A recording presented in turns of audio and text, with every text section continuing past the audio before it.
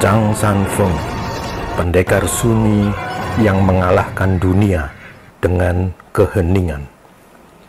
Di atas pegunungan Wutang yang berselimut kabut dan sunyi, seorang lelaki tua berjalan perlahan.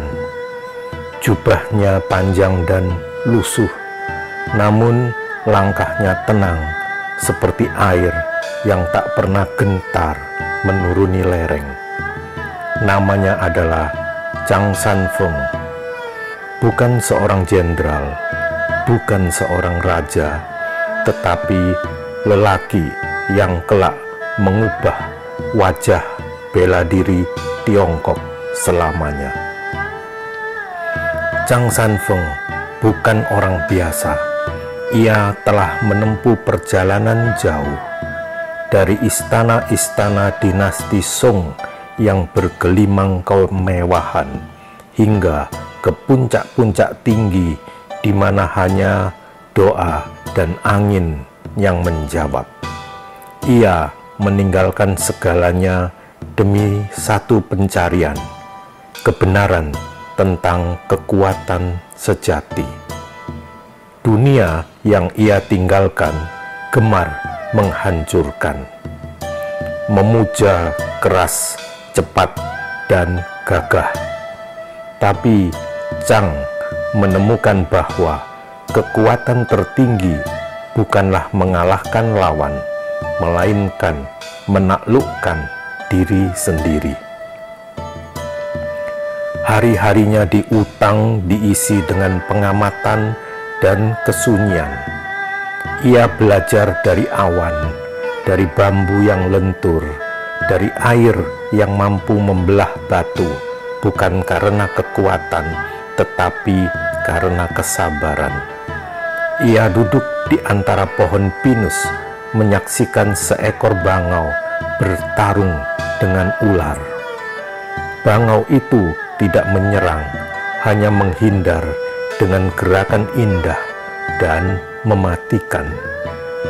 Dari situ ia mulai menyusun jurus demi jurus, bukan sebagai teknik serangan, tapi sebagai bentuk doa yang bergerak.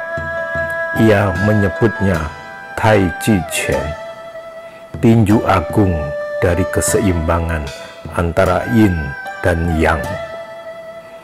Dalam gerakan Tai Chi tidak ada dorongan untuk menang, hanya dorongan untuk mengalir.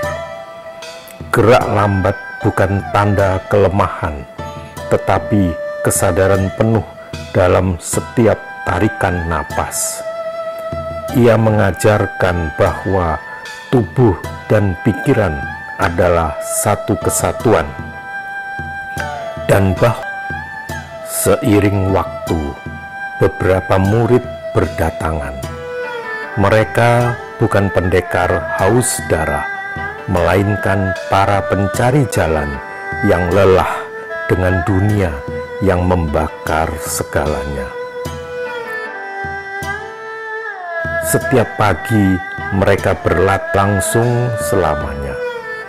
Dunia di bawah gunung masih haus akan kekuatan.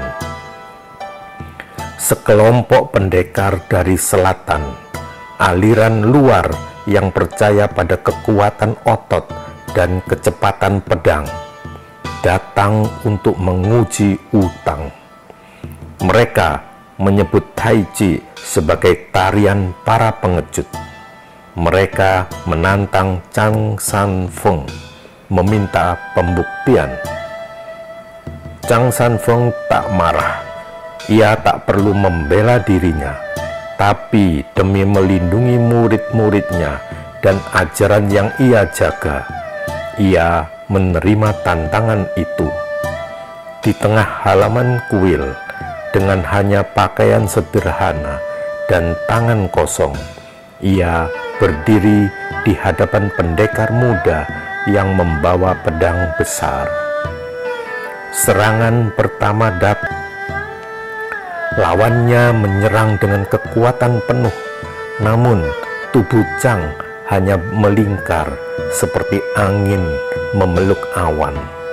Tanpa sekalipun membalas, Chang membuat si pendekar ia tersungkur, bukan karena dihantam, tetapi keinginanmu untuk menguasai dunia. Kau lupa bagaimana menguasai dirimu. Sejak saat itu, nama Wu Tang tidak lagi dipandang rendah. Para pendekar mulai datang bukan dengan pedang, tapi dengan hati yang ingin belajar.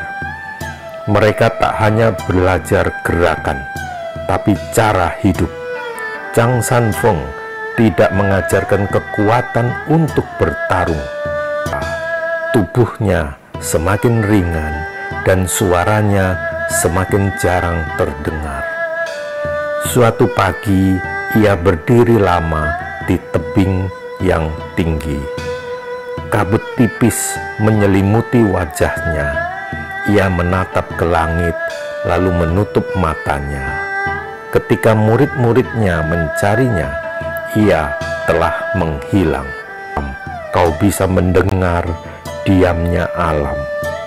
Ia percaya bahwa kekuatan bukan berada di tangan yang mengepal, melainkan di hati yang tenang.